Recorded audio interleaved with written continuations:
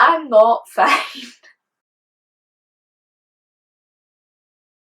Hi guys, welcome to my YouTube channel. My name is Emma and this week I'm going to be reading Madeline Miller books for the first time. I really adore Greek mythology and I really enjoyed the Percy Jackson series when I was younger, but I haven't read a whole lot of Greek mythology in a while. A couple of months ago I read Oedipus Rex, one of the Theban plays, and before that I think the last Greek thing I read was Mythos by Stephen Fry, which was last summer. So although I know bits and pieces of myths, I really don't have a good timeline on where to place them all in an order or anything like that. The only things I really know about these books going in is that Song of Achilles is meant to be very sad.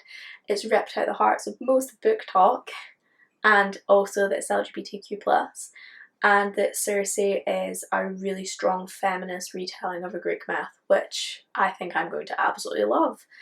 Both of these sound amazing. I haven't really heard a whole lot about Galatea, but I really like to go into things blind, so that will actually quite suit me. I am so excited to get into these books, but before I do that I just wanted to share where I got each of my copies from. So I picked up my copy of Circe for £1 in a charity shop, which was absolutely amazing. It's gorgeous. There is a slight crease in the cover, but for £1 I was more than willing to take that and I was so happy with this. Song of Achilles and Galatea I read on ebooks that I got from my local library, and I got those through BorrowBox, which is a really great app that UK libraries use to let you download free ebooks and audiobooks. Which meant I managed to read all of the books in this video, all of Madeline Miller's works that are currently publicly available for £1 total, which is great. I just like to share where I get all of my books from because I really like to encourage everyone to shop secondhand when they can, and also local libraries are brilliant and I really want you to go and use your local library because it's great. Now that that's all said and done, let's get into the video. So as I said before, all I really know about Song of Achilles is that it's very sad and it's LGBTQ+, which I don't really need to know anymore. You've already sold me. If you've read Song of Achilles and you've cried or not cried, please leave a comment down below. I would like to see if everyone thinks this book is as sad as I'm probably going to find it, because I cry really easily. And with that, I guess it's time to go get started and curl up in a little ball and sob. So I just finished chapter 9 and I'm already hooked on the story. I am in love with Achilles and Patroclus' friendship. Friends to lovers is my favourite ever trope, and seeing them go from strangers to friends to something more just warmed my heart so much. The one thing I'm not really vibing with so far is the prevalence of violence towards women in this book and misogynistic attitudes. Like, I get that it's trying to be historically accurate, but I don't really want to hear about all those poor slave girls and Achilles and Patroclus just turning a blind eye to it. It's not something I really want to hear. They are young at the moment though, and hopefully when they get older maybe they'll step in and try and stop this, because they both clearly think it's wrong. Also, the story with Achilles' mum, Theseus, brutal, absolutely brutal. No wonder she hates mortals and, by default, Patroclus. Obviously there might be some homophobia involved in that as well. I'm also absolutely loving their healing training and soldier sort of training with Chiron in Percy Jackson. I think I called him Chiron, and I never really looked up the pronunciation of it, so I'm just going to go with Chiron and accept that I'm probably wrong. I'm really hoping Patroclus becomes a healer because he seems to really have a gift for that, and I think it would suit his character and his personality really well. Also, like a side note, when Patroclus is a boy and he goes to pay tribute to this beautiful princess who's called Helen, I'm pretty sure that's Helen of Troy, but I might be wrong, and he makes an oath to protect her. And I'm pretty sure the Trojan War is started by Helen being kidnapped.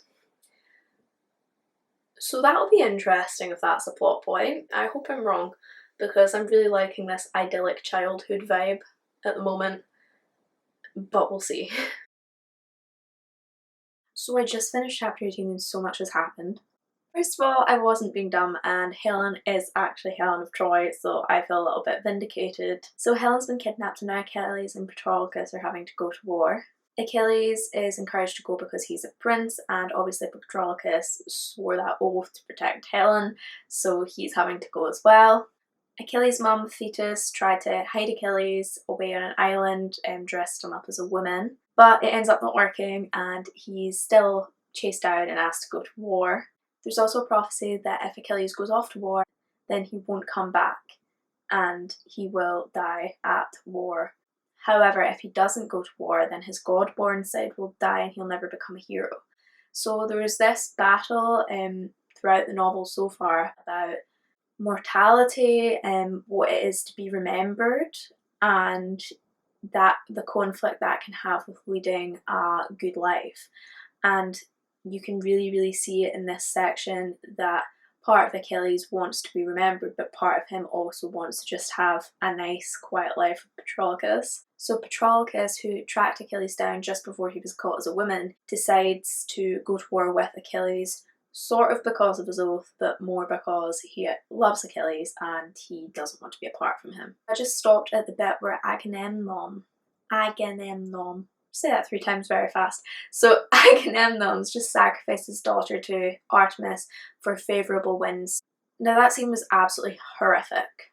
The treatment of women in this book so far makes me so angry. As much as I'm loving Song of Achilles so far, it really is just lacking that like badass female character, and I really love to read a badass female character. I'm really excited to see how the war plays out in Song of Achilles, though I can tell that it's gearing up for a proper Greek tragedy.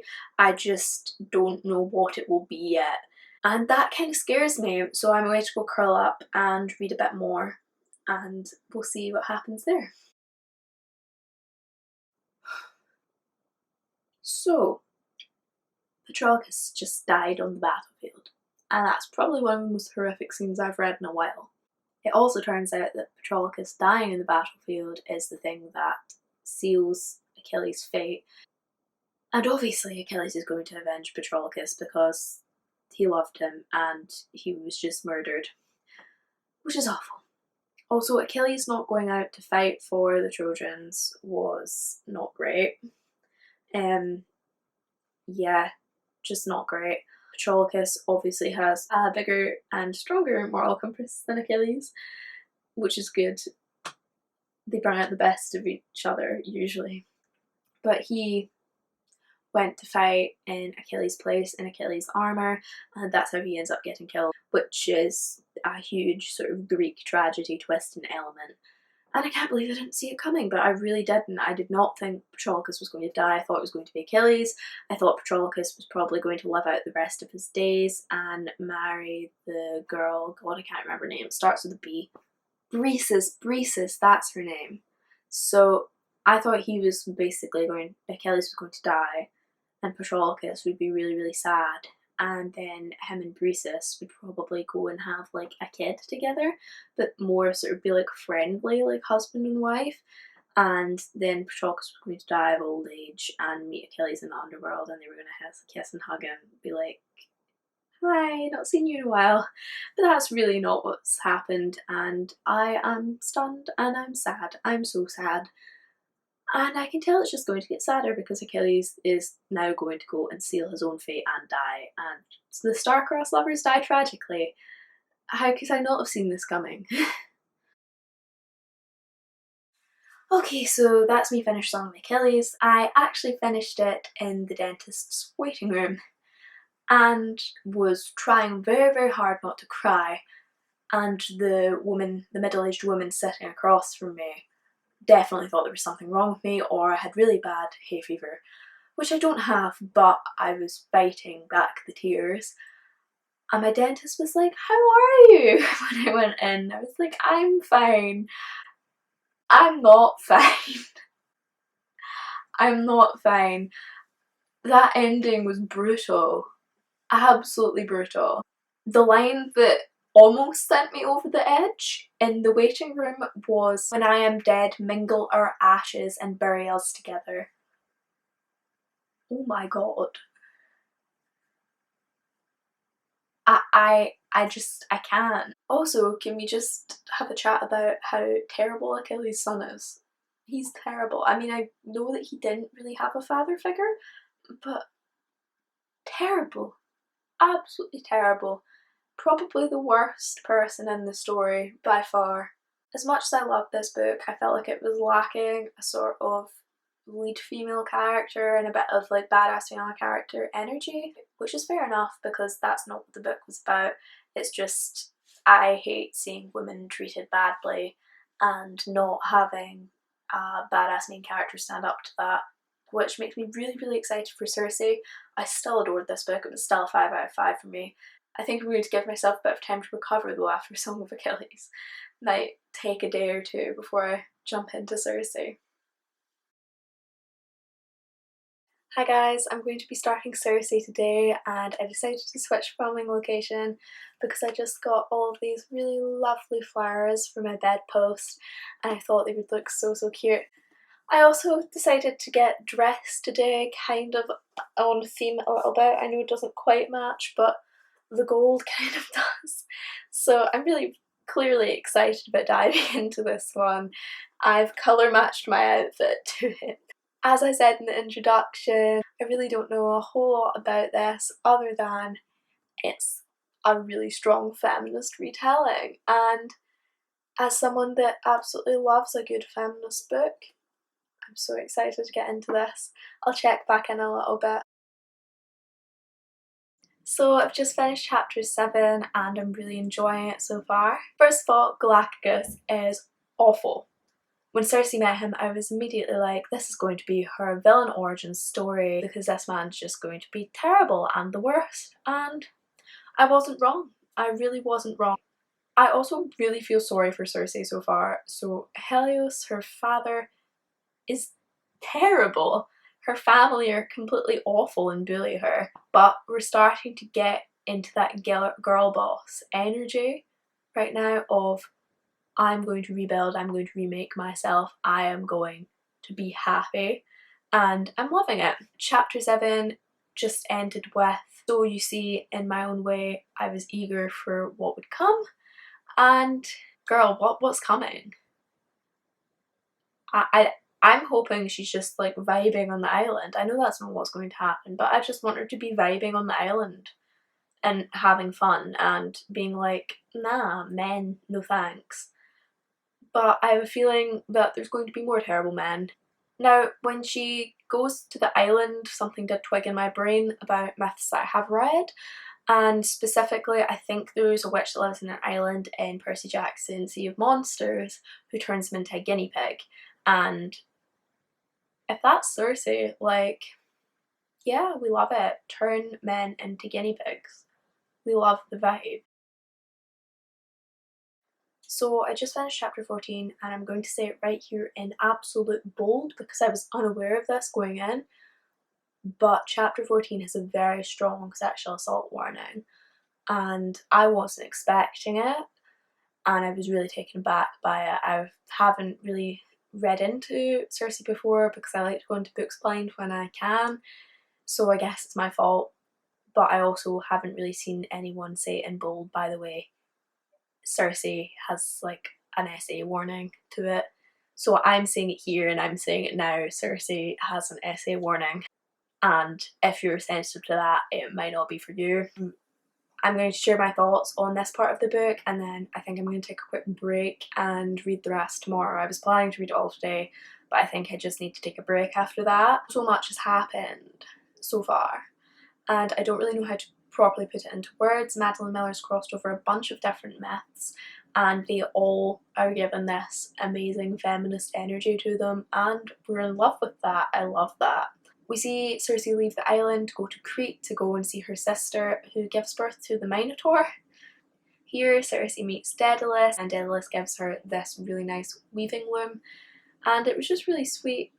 This entire section of the book was really interesting for the mythological crossover, but just meeting Daedalus and Ariadne as well from the Minotaur tale and also Circe talking to her sister was really, really interesting.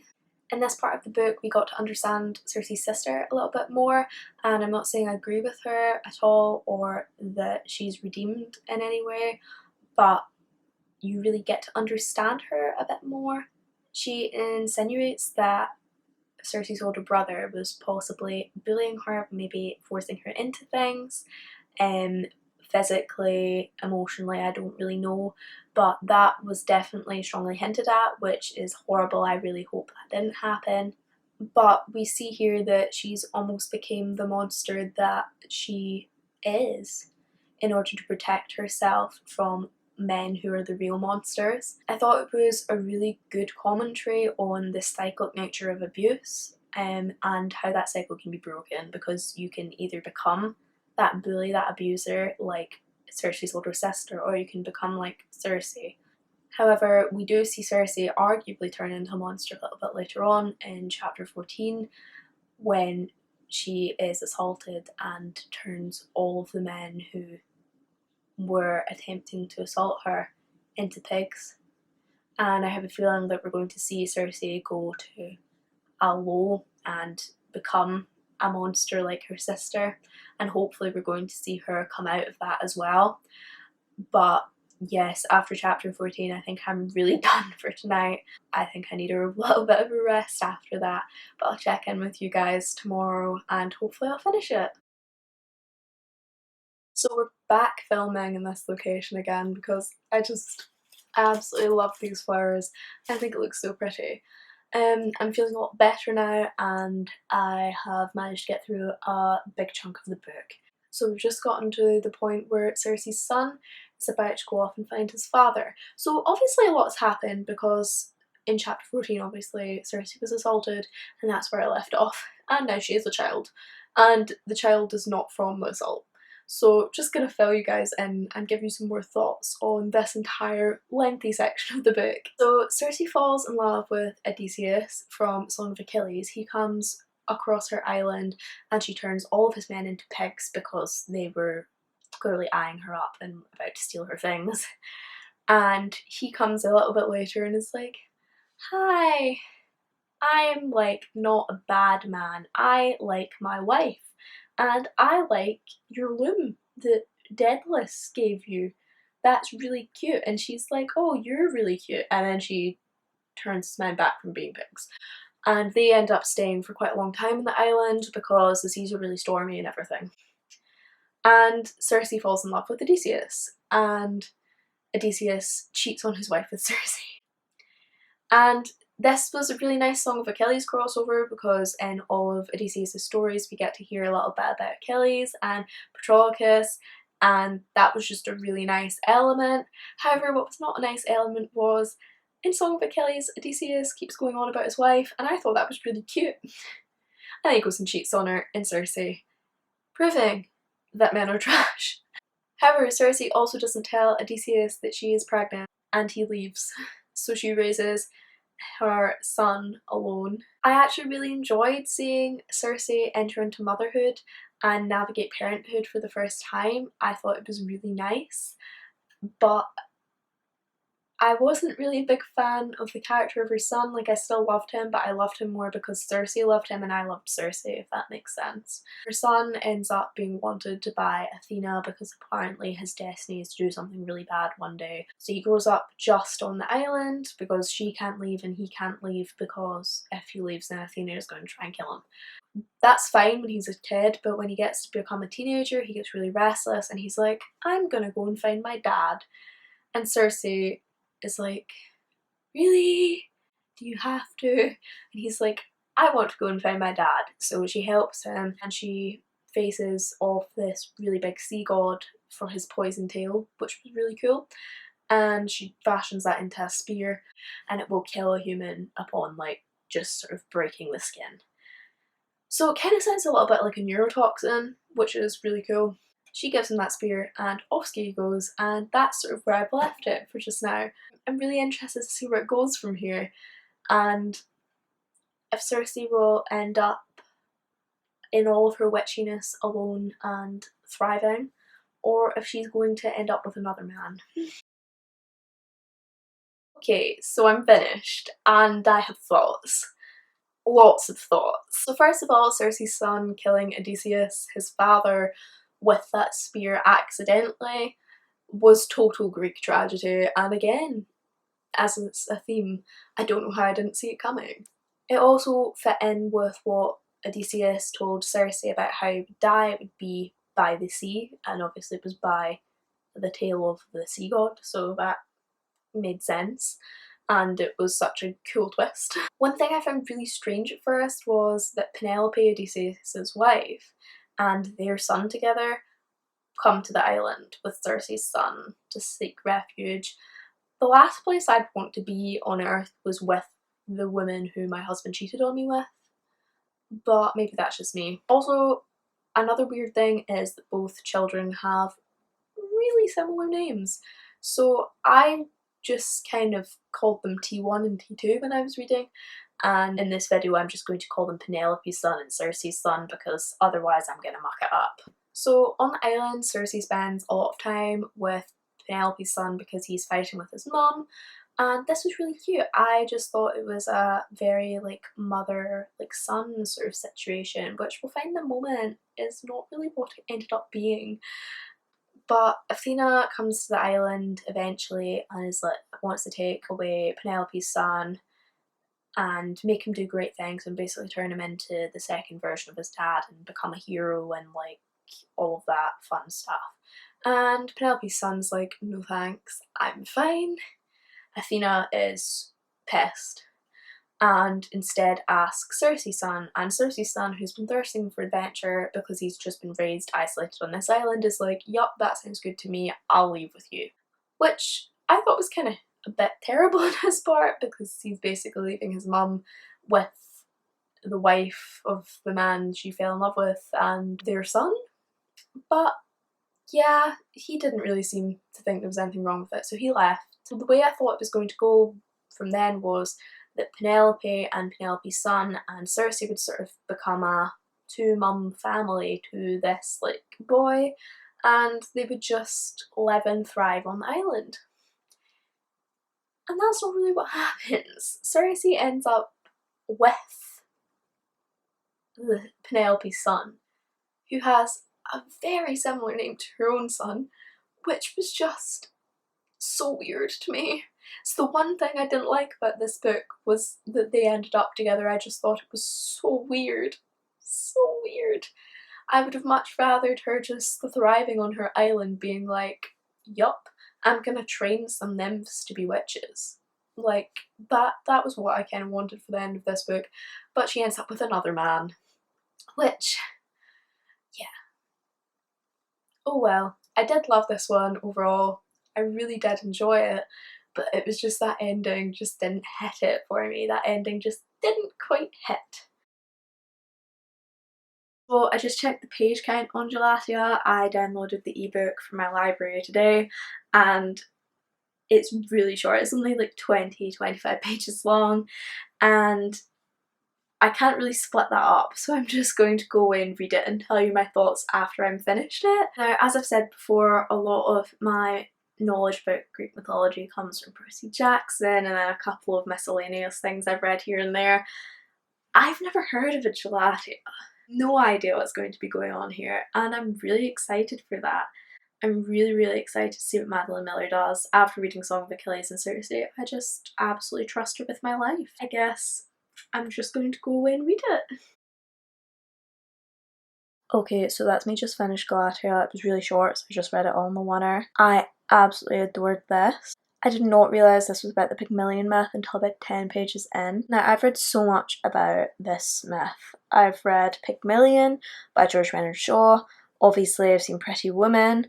I love the Pygmalion myth as a concept, and I felt that this just added something extra to it. I've got to say, I adore Madeline Miller's feminist voice for this a lot more than George Bernard Shaw's play. This is the type of feminist energy that was really missing for me in Song of Achilles, but I'm so glad that I got it in both Circe and this absolute gem of a novella. I absolutely loved Galatea, I loved her character, and I loved her strength. And I loved the ending. Drown your husband. We love it. Drown him. drag him than drown him. I just loved it. Absolutely, absolutely loved it, and I think that's all I can say. So I'm going to wrap up and go to bed now. I absolutely loved reading all of these books, and I love Madeline Miller now. Madeline Miller is my new goddess, and I will be building an altar to her in my house at some point in the future. I am joking, but not really. I'm also now in the mood to basically reread Percy Jackson or read any sort of Greek retelling that I can get my hands on. So if you have a favourite Greek retelling at all, please leave it in the comments down below.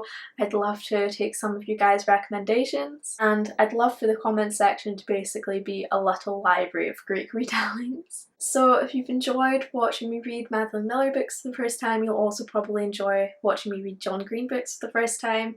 In that video I read The Fault in Our Stars, Looking for Alaska, and Turtles All the Way Down for the first time, and I really would encourage you to go and give that a try. As always, make sure to like this video if you enjoyed it. It really helps me out, and if you enjoyed this video, consider subscribing and keeping up with my content. Also, if you'd like to vote on what authors I should read next for another installment of this series, please check out my Instagram, as I tend to do a lot of my video related polls on there. Thanks for sticking around until the end, it really helps me out, and I love you guys.